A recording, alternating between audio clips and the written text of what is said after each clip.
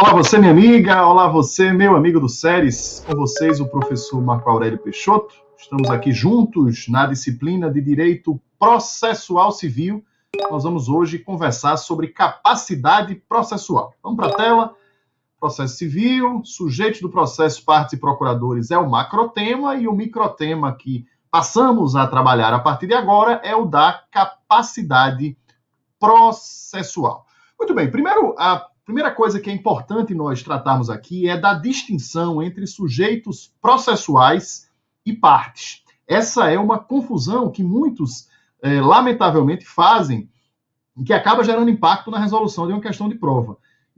Eu costumo dizer que, voltando um pouco ali para as lições de matemática, lá na nossa infância, quando a gente aprendia sobre o conjunto maior, conjunto menor, eu costumo dizer que os sujeitos processuais representam um conjunto maior e dentro dele está contido um subconjunto menor, que é o das partes.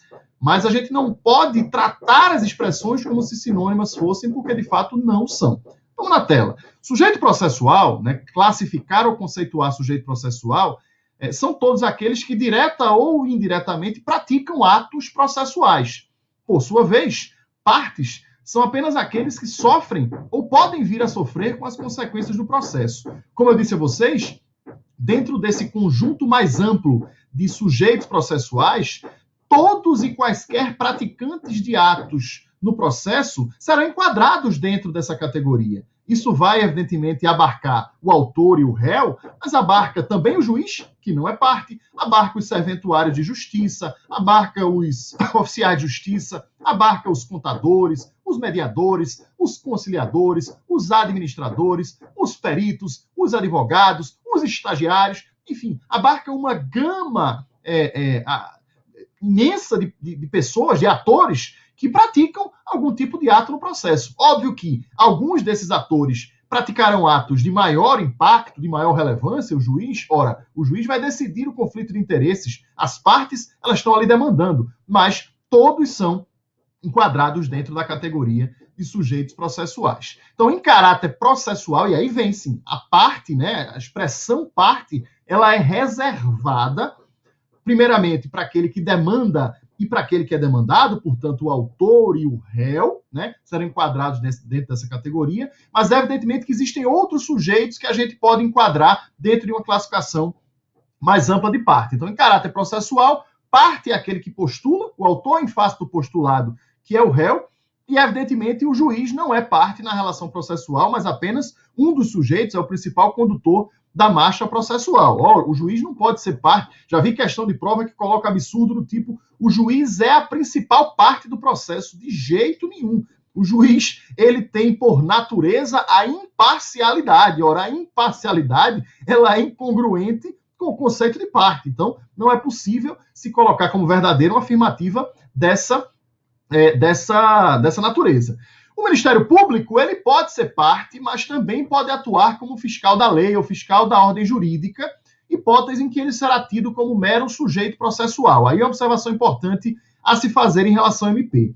No processo civil brasileiro, o Ministério Público cumpre uma função dúplice. Por que uma função dúplice? Porque, ora, ele atua como autor de ações, propondo demandas normalmente na tutela de interesses coletivos lato sensu, proteção do meio ambiente, proteção do patrimônio, da moralidade, etc. Por vezes, será réu, é bem raro disso acontecer, mas é possível, né? Que é quando ele, por exemplo, é réu numa ação incisória, em que ele fez parte na condição de autor na ação originária, sagrou-se vencedor e houve uma ação incisória. Então ele é réu. Então ele pode ser réu, não é uma coisa impossível de acontecer. Então ele pode ser parte, autor ou réu. Mas ele pode ser também o que a gente chama de fiscal da ordem jurídica, né? Tradicionalmente a gente fala fiscal da lei, mas a nomenclatura que o Código de 2015 utilizou foi de fiscal da ordem jurídica, ou custos legis, que é quando ele atua nem como autor, nem como réu, mas em determinadas situações pontuais que a própria lei estabelece que ele deve atuar para emitir uma opinião, emitir um parecer, emitir o seu entendimento sobre aquele caso concreto. Repito, ele nesse caso nem está funcionando como autor nem como réu, mas fala depois do autor e do réu para emitir um parecer, emitir uma opinião sobre o que ele entende como a correta aplicação da norma jurídica no caso concreto. Então, o Ministério Público tem essa função dupla. Portanto, tenham cuidado com afirmações genéricas de que o Ministério Público é parte no processo civil, porque ele pode ser parte, mas pode também não ser. Quando estiver na função de fiscal da ordem jurídica, ele não está na condição de parte. Ele não está demandando, ele não é demandado, ele não sofre com as consequências nem positivas nem negativas do processo, mas está apenas opinando, está apenas fiscalizando a correta aplicação da lei ao caso concreto e, evidentemente, terá algumas prerrogativas, como, por exemplo, recorrer da decisão. Mas ele não está enquadrado na condição de parte quando atua como fiscal da ordem jurídica. Então, tenham cuidado com a afirmação genérica eventualmente colocada do MP, sempre sendo parte, porque nem sempre isso é verdade. Tenham cuidado também com a questão do substituto processual, dos litisconsortes e dos terceiros intervenientes, porque eles também podem ser enquadrados dentro do conceito de parte. Ora, quando eu tenho um substituto processual atuando na defesa de interesse alheio, ele está atuando na condição de parte. Ele não é o titular do interesse, mas ele é a parte da relação processual. Para litisconsórcio também não há discussão. Quando a gente forma um litisconsórcio no polo ativo ou no polo passivo, aquele que adentra ali como litisconsórcio se torna tão parte quanto a parte originária. E no caso de terceiros intervenientes, tenham atenção para isso. Por quê? Vou explicar por quê. Porque no código anterior, quando a gente olhava para as modalidades de intervenção de terceiros existentes no código passado, genericamente se falava o terceiro interveniente, quando ele é admitido no processo, ele se torna parte. Isso não é mais possível de se dizer na realidade atual. Por quê?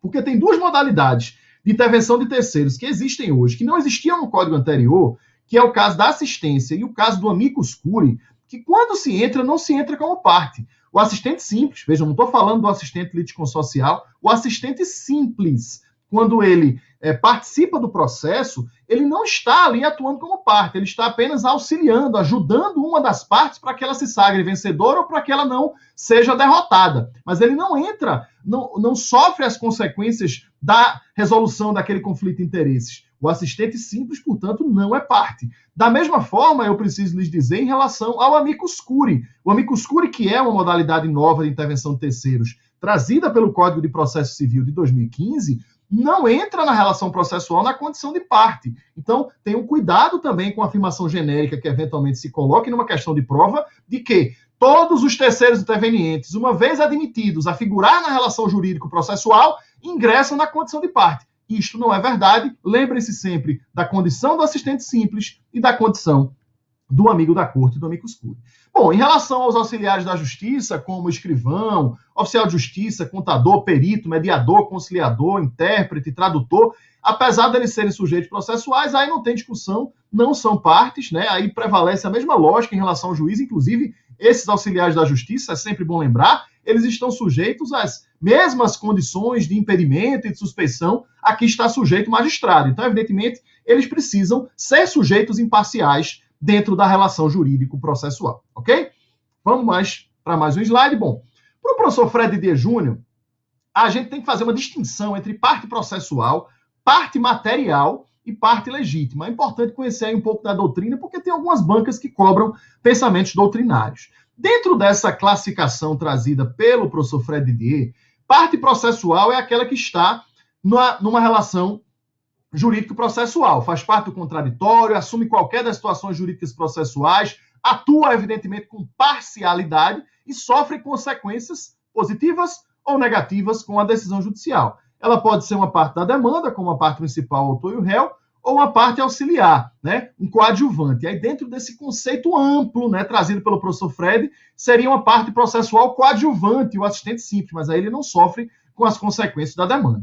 Parte material, ou parte do litígio, é o sujeito da situação jurídica discutida em juízo, que pode ou não ser a parte processual. É o que acontece, por exemplo, com o substituto processual, porque ele é uma parte do litígio, mas a gente não tem, na verdade, a coincidência, quando temos a substituição processual, nós não temos a coincidência entre o titular do suposto direito discutido em juízo e aquele que está figurando como sujeito da relação processual, na condição de autor ou na condição de réu. Então, para essa classificação do professor Fred, a parte material do litígio é o sujeito da situação jurídica discutida em juízo, que pode ou não ser a parte processual, já que existe autorização para que algumas pessoas pleiteiem nome próprio direito alheio. Usando essa classificação, se tivermos, por exemplo, filiados a um sindicato e o sindicato entrando com uma ação na condição de substituto processual, o sindicato é a parte processual, mas os filiados, a base ali que compõe o sindicato, que são os verdadeiros titulares do interesse, né, do direito discutido, seriam as partes materiais ou partes do litígio, utilizando-se aí essa classificação trazida pelo professor Fred Didier Júnior. E por último, a parte legítima, que é aquela que tem autorização para estar em juízo discutindo determinada demanda. Se compõe, evidentemente, a ilegítima, que é aquele que, apesar de parte, não tem autorização para estar em juízo. Você sabe que uma das condições da ação, para aqueles que ainda usam, evidentemente, essa nomenclatura, já que o código não usou, mas para aqueles que ainda usam a nomenclatura condições da ação, uma delas é a legitimidade das partes. Então, parte legítima é aquela que é efetivamente a suposta titular do direito em discussão. Parte ilegítima é aquela que está demandando sem que tenha autorização para tanto, sem que o direito discutido não seja supostamente dela. É óbvio que a certeza só se terá no curso da relação processual e com a aprovação da sentença, mas pelo menos a suposição digamos assim, da detenção daquele direito é preciso se ter para se comprovar a legitimidade, quer no polo ativo, quer no polo passivo da demanda processual. Para falar de capacidade, pois bem, capacidade de ser parte, né, a capacidade de ser parte é um dos pressupostos subjetivos do processo, um dos pressupostos processuais subjetivos, é a aptidão para, em tese, ser sujeito de uma relação jurídica processual ou assumir uma situação jurídica processual. Não se deve confundir, muito importante isso, a capacidade de ser parte com a capacidade processual. E aí, para isso, eu sempre reforço isso com meus alunos. É muito importante o bom relacionamento entre o direito civil material e o direito processual civil. Quando a gente estuda uma temática dessa como capacidade, a gente vê o quão é importante ter assimilado bem as lições no direito civil material. Por quê? Porque no direito civil material a gente estuda a capacidade também. É uma das primeiras lições que nós extraímos do direito civil material. E aí a gente estuda a chamada capacidade de direito no direito civil, que é a capacidade ou aptidão para adquirir direitos ou obrigações, que a rigor todos nós temos. Mas existe no direito civil também a chamada capacidade de fato ou de exercício, que é a aptidão para, de per si, ou seja, por conta própria, sem auxílio de quem quer que seja, praticar os atos da vida civil, praticar atos jurídicos, praticar atos na vida civil.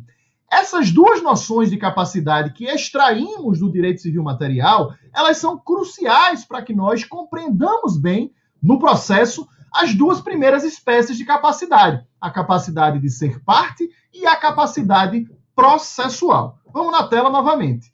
Não há como estudar, como dizia há poucos minutos atrás, as capacidades relacionadas à relação processual, sem que se retome as noções de capacidade do direito civil material. Por quê? Lá no direito civil, como eu falei, a capacidade de direito é possuída por todo aquele que tiver aptidão para adquirir direito e contrair obrigações. Desse modo, o menor, o interditado, o louco, todos têm capacidade de direito. Quem possui capacidade de direito, aí sim, aí a gente vem para o processo.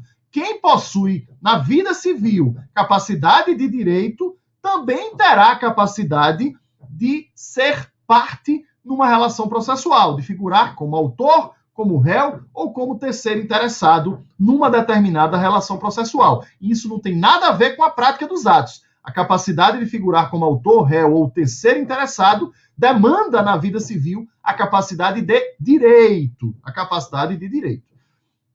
A capacidade de ser parte, ela é fruto da garantia da inafastabilidade da jurisdição. É uma noção absoluta. Ou se tem ou não se tem a capacidade de ser parte. E aí ela é possuída, como eu dizia, por todas as pessoas naturais e jurídicas, pelo nascituro. Então, o nascituro tem a ele reconhecida a capacidade de ser parte, o condomínio, as sociedades de fato, as sociedades não personificadas, ou seja, os entes despersonalizados, eles também têm a possibilidade de figurar como parte numa relação processual. O espólio, a massa falida, a herança jacente, comunidades indígenas ou grupos tribais, dentre outros, todos esses são possuidores da chamada capacidade de ser parte. Então, para o processo existir, não se exige a capacidade de ser parte do réu. O pressuposto, aí sim, olha só, para o processo existir, o pressuposto é a capacidade de ser parte do autor. Não se exige a capacidade de ser parte do réu. Então, o pressuposto é a capacidade do autor, porque o processo nasce com a demanda. Ora, se eu digo a vocês que o processo nasce com a propositura da demanda, e quem propõe a demanda é o autor, o réu ainda não foi chamado à relação processual. Então, esse pressuposto subjetivo, né, de regularidade do processo, é a capacidade de ser parte do autor, e não a capacidade de ser parte do réu. Portanto, se cair em prova para vocês a capacidade do réu de ser parte representa um pressuposto processual subjetivo, não tenham dúvidas de marcar como falso. Por quê? Porque o processo nasce com a propositura da demanda. Portanto, exige-se como pressuposto processual subjetivo a capacidade de ser parte do autor. Aí vem a capacidade de exercício, né? A capacidade de exercício que existe lá no direito civil, que é aquela possuída pela pessoa física ou jurídica que tem aptidão para a prática de atos da vida civil. Então, existem pessoas que têm a capacidade de exercício limitada e têm que ser assistido por seus pais ou representantes. Outras nem têm essa capacidade, como os menores de 16 anos, e aí eles têm que ser representados. Lembrar sempre, a incapacidade relativa é suprida com a assistência, a incapacidade absoluta, né, no direito civil é suprida com a representação, né? E aí, via de regra, quem possui a capacidade de exercício no direito civil também possuirá a capacidade processual, ou como também chamamos, a capacidade de estar em juízo, né? Que também é um pressuposto de validade do processo, né? Sendo assim, os absoluta e os relativamente incapazes podem ser partes, mas não podem praticar atos processuais. Então, um menor, por exemplo, ele pode figurar como autor de uma ação, porque ele tem capacidade de direito, ele, portanto, tem capacidade de ser parte. Mas ele não vai poder praticar os atos processuais. Por quê? Porque ele é desprovido da capacidade de fato ao exercício. Ele não pode praticar atos jurídicos na vida civil. Ora, se o ato processual é uma modalidade de ato jurídico, ele não pode praticar de per si atos processuais. Portanto, ele não tem capacidade de estar em juízo, não tem a capacidade processual, a capacidade para a prática de atos processuais. Portanto, ele precisará de um representante, se ele for absolutamente incapaz, ou de um assistente, se ele for relativamente incapaz, né? E o artigo, a capacidade processual, evidentemente, pressupõe a capacidade de ser parte. O artigo 70 do Código de Processo Civil consagra a capacidade processual ao estabelecer que toda pessoa que se encontre no exercício dos seus direitos tem capacidade para estar em juízo. Vamos fechar aqui nesse bloco e a gente continua no bloco número 2, tratando ainda da temática da capacidade processual. A gente volta já. Grande abraço. Olá você, minha amiga. Olá você, meu amigo do SERES. Com vocês, o professor Marco Aurélio Peixoto. Estamos aqui na disciplina de Processo Civil e vamos retomar a conversa sobre capacidade processual. Nós já tratamos no bloco 1 sobre a noção de sujeitos processuais e de partes. Nós tratamos sobre a capacidade, falamos sobre a capacidade de fato ou de exercício e a capacidade de direito, capacidades aí do direito civil material, e fazendo, né, aqui o relacionamento dessas espécies de capacidade com o direito processual civil, quando abordamos que a capacidade de direito ali do direito civil material está intimamente relacionada com a capacidade de ser parte, de figurar como parte de uma relação processual, ao passo em que a capacidade de fato ou de exercício que existe no direito civil material está diretamente relacionada com a capacidade processual, né? A capacidade processual ou capacidade de estar em juízo aqui no processo civil brasileiro. E é exatamente sobre essa capacidade que a gente retoma a conversa. No caso dos incapazes, né? Os incapazes podem ser partes, eles possuem capacidade de ser parte. O que eles não possuem é a chamada capacidade processual. Portanto, eles serão, como dita o artigo 71 do Código de Processo Civil, serão representados, se forem absolutamente incapazes, ou assistidos, se forem relativamente incapazes, por seus pais, tutor ou curador. Ressalve-se, é importante isso, pode ser cobrado de vocês em prova, que o cidadão eleitor com 16 anos de idade, apesar de ser ainda um relativamente incapaz, ele tem plena capacidade processual para ajuizar uma ação popular, porque a condição exigida pela lei, neste caso, foi a condição de eleitor. Então, o cidadão eleitor tem plena capacidade processual para o ajuizamento de uma ação popular, neste caso. Não obstante, ainda não tem a plena capacidade no direito civil, a gente tem essa exceção aberta pela lei e ele pode ajuizar a demanda sem precisar da assistência de seus pais, por exemplo. O artigo 72 do Código de Processo Civil, ele trata das situações em que o juiz vai nomear curador especial. Isso aí é um tema que é sempre colocado em questão objetiva quando é que haverá curador especial designado. Está aí, ó. A priori, a curadoria deve ser exercida pela Defensoria Pública. Quais são as hipóteses? Primeiro, o incapaz, quando ele não tem representante legal, ou se os interesses do incapaz colidem com os interesses do representante, e réu preso revel, réu revel citado por edital, ou réu revel citado com hora certa, até que seja constituído advogado. Olha, cai demais essa questão do réu revel citado por edital e do réu revel citado com hora certa. Atentem a isso.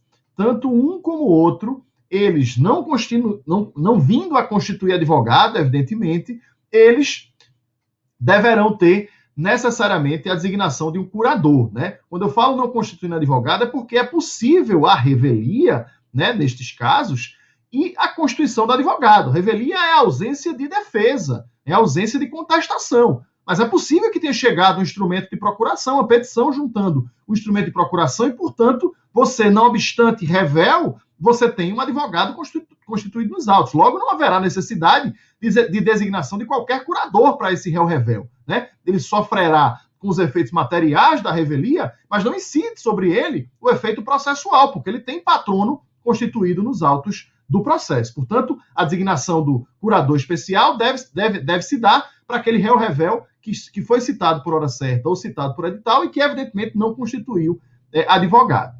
A nomeação do curador especial, ela não dispensa a intervenção do Ministério Público, né? E é também de se dizer que ele será um representante judicial e não material. Isso é importante também, porque, veja, quando o juiz designa um curador especial, é para os atos do processo, não é para os atos da vida civil material, de forma alguma. Isso pode até vir a acontecer, mas não é em caso, né? O juiz, quando está nomeando ali o curador especial, é para representá-lo naquele processo. Não é para você se tornar curador daquela pessoa na vida civil dele, não. Então é bom destacar isso, é uma representação judicial, é uma representação processual e não uma representação material.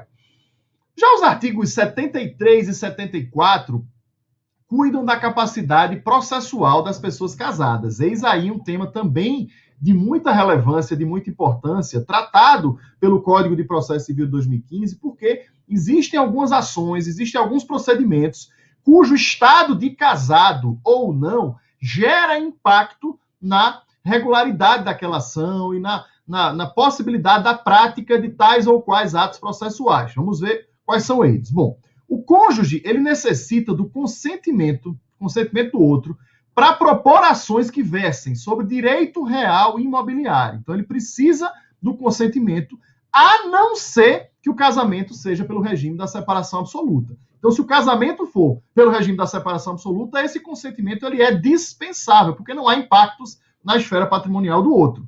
Mas se o casamento não é de separação pelo regime da separação absoluta, aplica-se a regra que impõe a necessidade do consentimento do outro cônjuge. O objetivo aí, até levando em conta a previsão do artigo 1647 do Código Civil Brasileiro, é o da proteção do patrimônio imobiliário familiar, né? Então não se pode falar, neste caso, não se pode falar que seja um litisconsórcio ativo necessário. Veja, estamos falando de consentimento.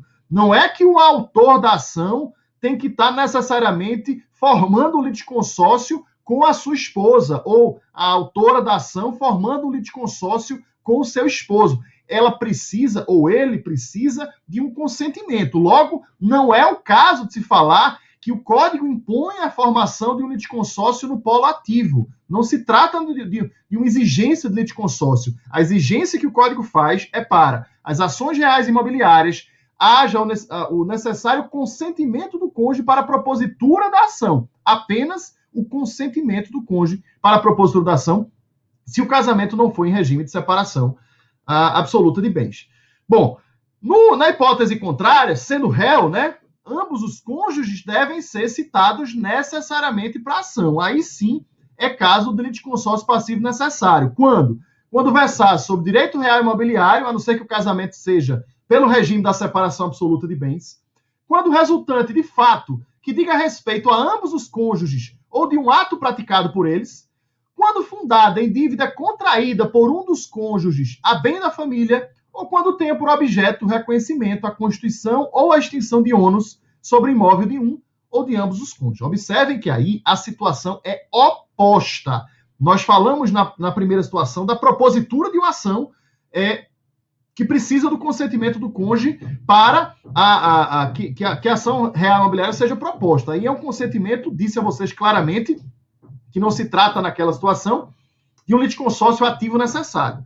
Na hipótese contrária, qual seja a de figurar como réu, né, o homem ou a mulher, nessas hipóteses aí, nessas 4 hipóteses, por exemplo, que tenha por objeto o reconhecimento da Constituição ou a extinção de um ônus sobre o imóvel de um ou de ambos. Neste caso, é preciso que sejam citados os dois. Então, neste caso, se cair em prova para vocês, é sim possível se dizer que estamos diante de um litisconsórcio necessário. Um litisconsórcio necessário do polo passivo, um litisconsórcio passivo necessário. Portanto, não há litisconsórcio ativo necessário nessa questão, mas há litisconsórcio passivo necessário, porque aí sim o Código impõe a citação de ambos os cônjuges, ok? Beleza.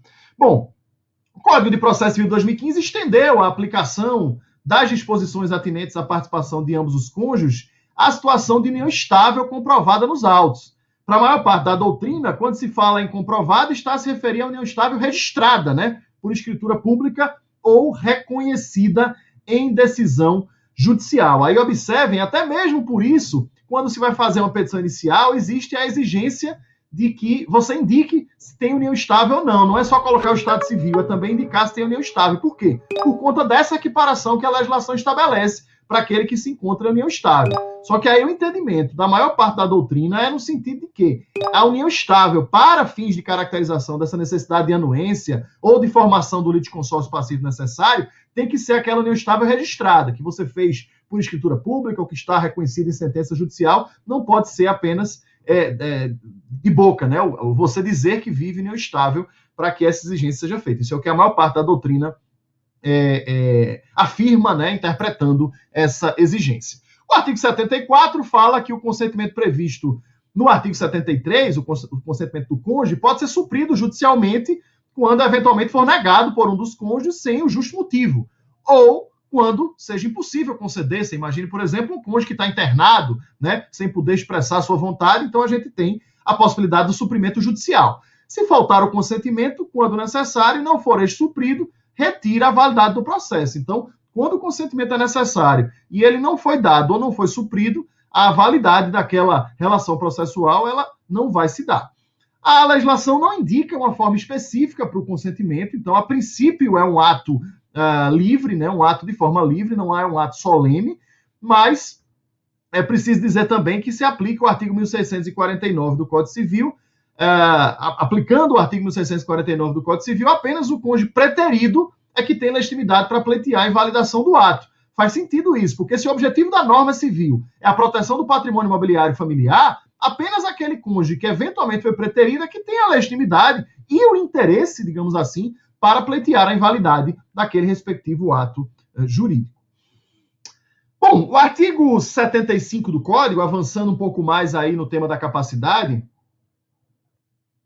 o artigo 75 do Código de Processo Civil trata da representação em juízo ativa ou passivamente das pessoas jurídicas ou dos entes despersonalizados, porém com capacidade processual. Amigos, esse artigo cai demais em prova, para que você saiba indicar quem é que detém a possibilidade ou a representação das pessoas jurídicas de direito público, de direito privado ou daqueles entes despersonalizados. Então, o Código de Processo Civil, no artigo 75, ele vai trazer para a gente essas situações. Vamos ver na tela. A União. Quem representa a União em juízo? A Advocacia Geral da União, diretamente ou por órgão vinculado. Então, a representação da União, é meu caso, eu sou advogado da União, eu tenho a atribuição legal da representação em juízo da União Federal, né? Então, a União é representada pela AGU. Os estados e o Distrito Federal, por sua vez, é representado por seus procuradores. Vocês sabem que todos os estados da federação, assim como também o Distrito Federal, têm suas procuradorias gerais e, portanto, os procuradores, até por previsão constitucional, detêm a legitimidade para a representação em juízo desses entes estaduais ou do Distrito Federal. No caso dos municípios, os municípios são representados por seus prefeitos ou procuradores. Aí é uma explicação para isso. Por quê? Porque há municípios que não têm carreira própria de procurador. Na verdade, eu diria a vocês que é cerca de 2/3 dos municípios do país não têm carreira própria de procurador. Os municípios maiores, as capitais, os municípios grandes, eles têm carreira própria de procurador e, por previsão legal, cabe ao procurador representar o município em juízo.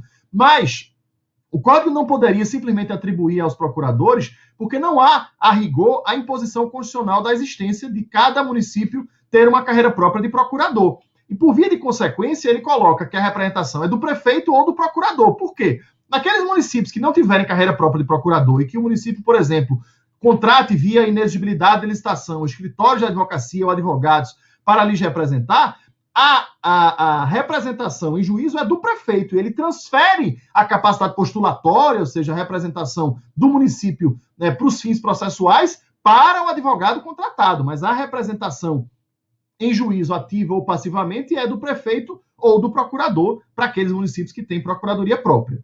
Autarquias e fundações de direito público são representadas por quem a lei daquele respectivo ente federado vier a designar. Em alguns casos, é importante destacar, por exemplo, a maioria dos estados da federação é a mesma Procuradoria-Geral que representa o Estado, a administração direta, que também terá a incumbência da representação da administração indireta. No âmbito federal, a representação das autarquias e das fundações é feita pela Procuradoria-Geral Federal, que é um órgão vinculado à Advocacia Geral da União. Portanto, são os procuradores federais que representam em juízo as autarquias e as fundações de direito público federais. Massa falida vai ser representada pelo administrador judicial, a herança jacente e a herança vacante, representação pelo curador, o espólio pelo inventariante. Então, aquele que for nomeado inventariante sabe que é quem tem a representação, né, a capacidade processual para representar o espólio, portanto, ele que pode passar, né, o inventariante que passa uma procuração para o advogado, que vai praticar os atos processuais necessários ao longo do processo. A pessoa jurídica, né, o Código prevê que as pessoas jurídicas são representadas por quem os seus atos constitutivos vierem a designar ou por seus diretores.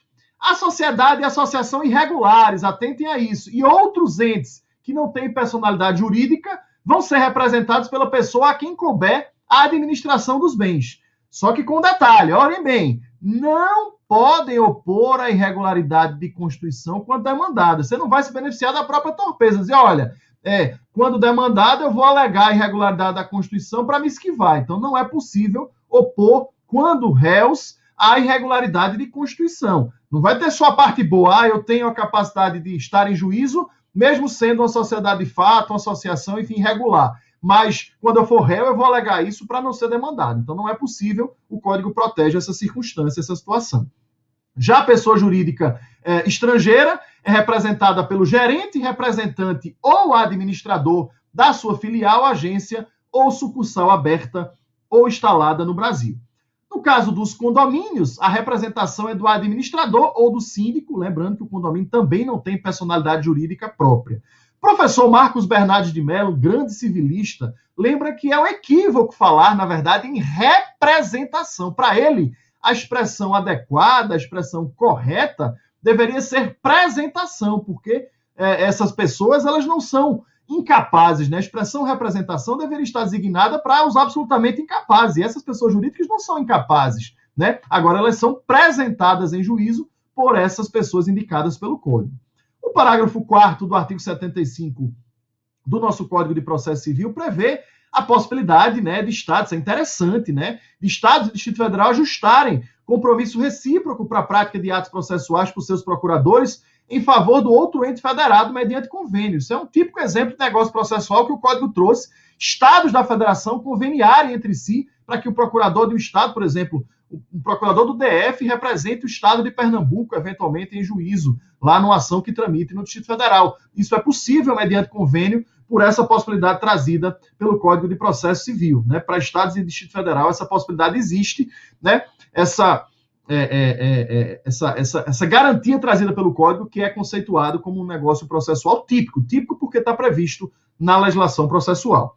Capacidade é vista como um requisito de validade dos atos processuais, né? E a sua falta, ela é sempre sanável, como prevê o artigo 76. Então, o juiz No caso da falta da capacidade, ele não deve extinguir o processo sem resolução do mérito imediatamente. O que é que ele deve fazer? Ele deve conferir um prazo para o suprimento daquele vício, o suprimento daquele defeito, que, como falamos, é um defeito sanável. Na eventualidade de não ter sido suprido o vício de capacidade, aí a gente tem as consequências processuais. Quais são essas consequências? Se a incapacidade era do autor, aí extingue-se o processo. Se a incapacidade era do réu, aí o réu vira revel, porque a manifestação dele não é considerada no processo. Se a providência cabia a um terceiro, o terceiro vai ser considerado revel ou excluído do processo, dependendo do polo em que ele se encontre. E se for em grau recursal, o relator não vai conhecer do recurso se a providência cabia ao recorrente ou vai mandar desentranhar desentranhar as contrarrazões se a providência cabia ao recorrido. Fechamos aqui esse segundo bloco da temática de capacidade processual. Na sequência, a gente vem com o terceiro bloco para fechar, tratando de outros aspectos importantes acerca desse tema de capacidade processual. Grande abraço, meus amigos, bons estudos. Olá você, minha amiga, olá você, meu amigo do SERES, com vocês o professor Marco Aurélio Peixoto.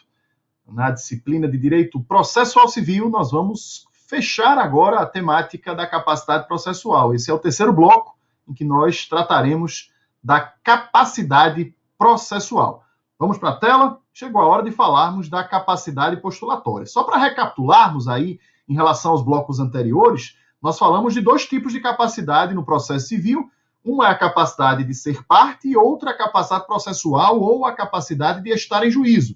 E fizemos aquele link, né, aquela relação necessária que existe entre a capacidade de ser parte relacionada com a capacidade de direito, né, que existe no direito civil material, portanto, todos podem figurar como parte numa relação processual, independentemente de serem, na vida civil, relativa ou absolutamente incapazes, porque a capacidade relativa ou absoluta, ela vai ter importância, ela vai ter impacto para a chamada capacidade processual, para a aptidão necessária à prática dos atos processuais. Mas para figurar como autor, réu ou interessado numa ação, não é necessária a capacidade para a prática de atos jurídicos ou para a prática de atos processuais. Então é bom destacar, como a gente bem falou, que os menores, que as pessoas que são tidas pela legislação civil material como absoluta ou como relativamente incapazes, podem figurar como parte. Até mesmo o nascituro é reconhecido a legitimidade, porque o nascituro é aquele que tem expectativa de direito, evidentemente, mas ele tem direitos a serem eventualmente protegidos. Então, até mesmo o nascituro pode, e já temos, evidentemente, precedentes nesse sentido, reconhecida a ele a possibilidade de figurar como parte numa demanda processual. Então, que fique claro, a capacidade de ser parte, ela é possuída por todos, né? A capacidade de estar em juízo ou capacidade processual, esta só é possuída pelos que são, na vida civil, plenamente capazes, de modo a que aqueles que são relativa ou absolutamente incapazes podem figurar como autores ou réus numa demanda, mas precisarão ser, no caso do relativamente, assistidos, no caso do absolutamente incapaz, representados para a prática de atos processuais, desde a assinatura de uma procuração até outros atos, né, mais relevantes numa relação processual. E aí é bom ficar bem claro para vocês, porque eu já vi muitas questões de prova induzindo o candidato ao erro com a seguinte afirmação: o menor precisa pleitear alimentos do seu pai. Neste caso, sua mãe, fulana de tal, ingressará com a ação. Não é a mãe que ingressa com a ação. A mãe, ela pode até assinar procuração para o advogado, mas quem ingressa com a ação é o menor, porque ele é o titular do direito material a ser pleiteado em juízo, né? Pode ser até que a mãe queira uma pensão também, aí é outra história, ela vai formar um consórcio com esse menor. Mas se é uma pensão para o menor, o autor da ação será ele. Ele tem capacidade de direito, portanto, ele tem capacidade de ser parte. Agora, o que ele não tem é a capacidade de fato ou de exercício, portanto, ele não pode praticar ato jurídico de per si, logo não pode praticar ato processual. E aí vai se valer, sim, do auxílio da sua mãe, da representação da sua mãe, para buscar em juízo aquela pensão. Então, ela vai integralizar a capacidade que ele não possui para a prática do ato processual, mas o autor da ação será ele. E aí o terceiro tipo de capacidade, para chegarmos e situarmos no objeto deste bloco que ora conversamos, é a capacidade postulatória. Esta é uma espécie de capacidade específica do processo, né? A gente não vai encontrar correlação no direito civil material. Ela é específica do processo. O que é a capacidade postulatória? É a aptidão, gravem bem, a aptidão para subscrever petições. Ora, o Código exige que você tenha capacidade de ser parte, que para a prática de atos processuais você tenha capacidade processual, mas para assinar petições é preciso ter a capacidade postulatória. E quem é que possui a capacidade postulatória? A primeira coisa que vem à nossa mente é o advogado, naturalmente. O advogado, regularmente inscrito e em dia com a Ordem dos Advogados do Brasil, possui a capacidade postulatória. Mas nós não podemos ignorar que os membros do Ministério Público também a possuem. O MP peticiona, né? Seja como fiscal da ordem jurídica, mas seja como parte, ele peticiona. Os membros do Ministério Público, promotores de justiça, procuradores de justiça, procuradores da República, eles peticionam nos autos. Portanto, eles também têm, óbvio, na representação dos interesses tutelados pelo Ministério Público, eles têm a capacidade postulatória para aquele tipo de atuação. Então, tenhamos essa noção de que a capacidade postulatória ela é detida por aqueles que têm aptidão para subscrever petições, né? E aí, quando falarmos também de advogados regularmente inscritos e em dia com a OAB, é preciso lembrar de alguns aspectos. Primeiro, se eles perguntarem, o estagiário de direito possui capacidade postulatória? A resposta é não. O estagiário de direito ele pode praticar, pelo Estatuto da Ordem, ele pode praticar alguns atos, né, acompanhado do advogado, né? Então ele não tem capacidade postulatória, ele não pode assinar uma petição sozinho e representando em juízo. A resposta é não, né? Outro aspecto importante, quando se fala advogados têm capacidade postulatória, isso inclui os procuradores do Estado, do município, os advogados da União? Sim, incluem. Todos nós, eu que sou advogado público, sou advogado da União, todos nós somos advogados. A advocacia ela é una. O que muda é o cliente, né? Existem aqueles que têm clientes privados, existem aqueles que têm clientes públicos, existem aqueles que têm clientes públicos ou privados, como, por exemplo, os procuradores de alguns estados e municípios que têm liberdade para o exercício da advocacia privada, eles têm clientes públicos e clientes privados. Então, a advocacia ela é uma coisa só. Eu recolho minha anuidade ao AB, né? Todos os anos. Eu pago, sou inscrito, regularmente inscrito no AB, fui conselheiro por algumas gestões, então eu participo do sistema AB tanto quanto qualquer colega que exerce a advocacia privada. Portanto, nós somos advogados também. Então, eu sou detentor da capacidade postulatória, né? Então, quando a gente falar em advocacia, né, detentora da capacidade postulatória, incluímos a pública e a privada. E aí vem um detalhe importante que pode ser exigido de vocês, porque é algo que está se construindo, se sedimentando nos tribunais superiores, em relação à defensoria pública. Por quê? A rigor, se vocês me perguntarem, o defensor público ele é também um advogado, né? O defensor público exerce a advocacia. O que muda, como eu disse, da mesma forma que falamos em relação ao advogado público, o que muda é o cliente, né? Mas o defensor público está ali para assistir, ele é remunerado pelo Estado ou pela União, mas para assistir o pobre na forma da lei. O que ocorre aqui, por provocação, vou colocar o slide aqui, por provocação de alguns defensores públicos, chegou em grau de recurso extraordinário ao Supremo, o RE 1240999, e a maioria do Supremo se consolidou no sentido de que os defensores públicos não precisam de inscrição nos quadros da Ordem dos Advogados do Brasil, sobre a interpretação de que eles são fiscalizados por sua corregedoria específica, eles não são fiscalizados pela Ordem. Pessoalmente, vocês perguntarem a mim, eu sou contrário a esse entendimento que está se consolidando no âmbito do STF, que já foi firmado no âmbito do STJ, porque entendo que os defensores públicos, tanto quanto aqueles que advogam para os entes públicos, procuradores, eles são advogados e, portanto, tem a vinculação, a necessidade de vinculação à Ordem dos Advogados do Brasil e tem, obviamente, estão dentro desse conceito de capacidade postulatória. Mas é bom vocês conhecerem porque esse precedente ele exclui a necessidade de inscrição na Ordem para os defensores públicos. Então, não se pode, diante desse entendimento, simplesmente dizer a capacidade postulatória é possuída pelos advogados regularmente inscritos e em dia com a AB. Por quê? Porque o defensor público, por esse precedente, deixa de ser exigido dele a inscrição na ordem. Mas ele não vai perder a capacidade postulatória por conta disso, porque ele representa em juízo os pobres na forma da lei. Essa capacidade, ela abrange a aptidão de pedir e de responder. Não é só de ingressar com a ação, mas também de defender, eventualmente, quando réu. Há algumas exceções, e elas podem ser cobradas em prova, meus caros, né, legalmente previstas, como é o caso, né, do ajuizamento de reclamações nos juizados especiais para causas de até 20 salários mínimos, na Justiça do Trabalho e habeas corpus. Eu destaco aqui, especificamente no caso do processo civil, a questão dos juizados especiais. Por quê? Porque a Lei 9099/95, que é a lei-mãe dos juizados especiais, é a lei que trata dos juizados especiais cíveis estaduais, ela prevê que para causas de até 20 salários mínimos, você pode ir sem precisar de advogado. Você chega lá, é atendido por um servidor, faz a sua, entre aspas, queixa, e aquilo vai valer como se fosse sua petição inicial. Então, essa é uma possibilidade de você, sem ser detentor da capacidade postulatória, você poder postular em juízo, você poder demandar em juízo, né, sem a representação de um advogado. Essa é uma previsão contida no Código de Processo Civil. Mas com um detalhe, se a outra parte estiver assistida por advogado, o juiz nos atos processuais ele vai sempre manter a equidade, a paridade de armas. É por isso que muitas vezes os juizados, advogados são convocados ali na porta, no corredor, para participar de audiência, para manter essa paridade de armas, para que uma das partes não esteja com advogado e a outra sem. E também é bom destacar que em grau de recurso, para recorrer ou para contrarrazoar recursos em juizados, é preciso estar acompanhado por advogado. A capacidade recursal demanda necessariamente a representação por advogado. É bom destacar também que a Lei Maria da Penha permite à mulher vítima de violência doméstica e familiar que pleiteie diretamente medidas protetivas e de urgência sem advogado ou defensor público. Isso vale só para esse ato, não é para o processo inteiro. Mas para a medida de urgência, a Lei Maria da Penha permite também o requerimento da medida protetiva sem a assistência de um advogado.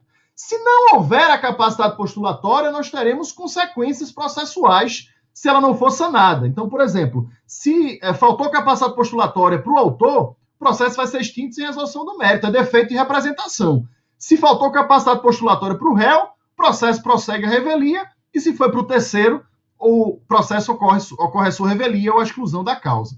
Uma observação importante aqui que é preciso destacar: o Código estabelece situações em que é possível peticionar sem o instrumento de mandato, sem a procuração. O advogado peticiona para evitar a prescrição, evitar a decadência, causas urgentes, e ele fica obrigado a anexar, a trazer aos autos o instrumento de procuração no prazo de 15 dias, prorrogáveis por mais 15 dias. Então, essa é uma possibilidade que o Código estabelece. E é bom destacar também que, no caso dos advogados públicos, a nível federal, estadual, municipal, para aqueles municípios que têm procuradoria própria, a representação judicial ela decorre de lei. Então, nós não precisamos de uma procuração para comprovar a nossa aptidão para atuar em juízo, né? A minha aptidão, enquanto advogado da União, para atuar em juízo, decorre da Lei Complementar 73, que é a lei orgânica da Advocacia Geral da União. Eu não preciso de uma procuração do presidente da República, imagine só, se ele tivesse que passar a procuração para todos os advogados em todos os processos. Então, a aptidão decorre da lei. Então, eu não preciso juntar a procuração, né? A mesma coisa com os procuradores estaduais, do DF, ou dos municípios que têm procuradoria própria. Agora, você imaginar, por exemplo, um município que não tem procuradoria própria e um advogado é contratado naquele procedimento de inexigibilidade de licitação, permitido em lei, ele precisa de procuração. Quem é que passa a procuração? O prefeito. O prefeito passa a procuração para aquele advogado representar em juízo aquele ente público municipal. Então, é importante destacar esse aspecto para vocês. Bom, vamos falar agora de legitimação ordinária e extraordinária, né? Qual a diferença entre esses dois conceitos? A legitimação ordinária, ela ocorre quando existe a coincidência entre o titular do direito material e a legitimidade para estar em juízo. É a regra geral do processo civil brasileiro. O titular do direito material, o suposto titular do direito material, é o que vai a juízo postular, é o que vai a juízo fazer a sua postulação. Então, isso é o comum, tanto que a gente chama de legitimação ordinária. Mas existe aquilo que chamamos de legitimação extraordinária, que é quando alguém vai a juízo pleitear em nome próprio direito alheio, né? Então, isso só é possível quando a lei expressamente, quando o ordenamento expressamente permitir. Não é livre que alguém vá a juízo pleitear em nome próprio algo que é direito de terceiros. Só posso fazer isso quando a lei permite. A legitimidade ela é uma das condições da ação. Para postular em juízo é preciso ter legitimidade. Então, para pleitear em nome próprio direito alheio, só é possível se fazer quando expressamente autorizado pelo ordenamento jurídico. Que hipóteses a gente tem isso? A gente tem, na situação do Ministério Público, na ação civil pública. Então, o MP, quando ele entra com ação civil pública, ele está protegendo o direito de uma coletividade, né? Não é o direito dele enquanto MP, né? O cidadão, quando entra com ação popular, ele está protegendo o interesse de uma coletividade e não o interesse dele enquanto cidadão, né? O sindicato, quando entra com uma ação, uma associação, um partido político, muitas vezes é para proteger o interesse da base que ele representa, e não o interesse dele, partido político, sindicato, etc. Aí um detalhe importante, que vocês podem falar assim, já vi muito aluno dizer, Marco, então eu posso criar o seguinte raciocínio, quando o sindicato, uma associação, entidade de classe, entrar com ação, eu já sei que é legitimidade extraordinária. Não, nem sempre. Imagine o exemplo de um sindicato que é proprietário de um imóvel. Esse imóvel está alocado a uma pessoa física. Essa pessoa física passou a dever aluguéis. O sindicato vai entrar com ação. Isso não é legitimidade extraordinária, não, gente. Isso é legitimidade ordinária. Você está pleiteando em nome próprio, direito próprio. Portanto, estamos diante de legitimidade ordinária, mesmo se tratando da presença de um sindicato no polo ativo da demanda. A rigor, também pode ocorrer legitimação extraordinária quando aquele que pleiteia não é o titular exclusivo do direito, mas é em parte. É o que acontece, por exemplo, quando o condômino entra com ação reivindicatória do bem. Ele não é o titular exclusivo, mas é parte tem parte dessa titularidade. A legitimidade extraordinária pode ser subdividida em autônoma, quando o legitimado extraordinário está autorizado a conduzir o processo, mesmo sem a participação do titular do direito, e, de outra sorte, pode ser subordinada, quando a presença do titular da relação jurídica é essencial para a regularidade do contraditório. Então, nesse caso, o legitimado extraordinário atua meio que como um coadjuvante do legitimado ordinário. A gente pode dividir também em exclusiva, né, quando o contraditório só vai ser regular se formado com a presença de um determinado sujeito, ou concorrente, quando mais de um sujeito está autorizado a discutir em juízo determinada ação. Portanto, são esses os aspectos importantes acerca da legitimidade ordinária em contraponto com a legitimidade extraordinária. Com isso, fechamos aqui neste bloco a temática da capacidade processual. A gente se vê em breve. Bons estudos, meus amigos. Tudo de bom.